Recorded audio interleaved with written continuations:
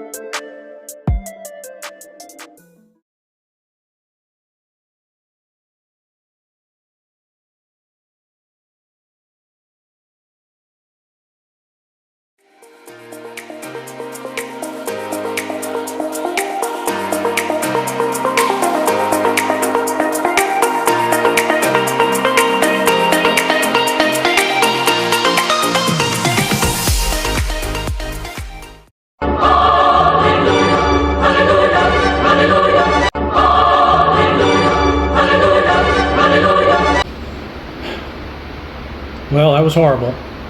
Definitely not a fun job. One of the jobs I hate the most. Gapping rings is long and boring. So thanks for sitting with me through it.